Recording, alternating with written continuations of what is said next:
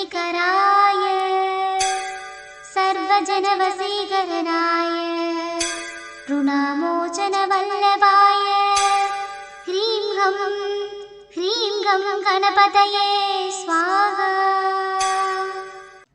ॐ श्रीं ह्रीं क्लां क्लौं कं गौरणगणपतये सर्वकार्यकर्ताय सकलसिद्धिकराय सर्वजनवशीकरणाय ऋणामोचनवल्लभाय ह्रीं गं गणपतये स्वाहा।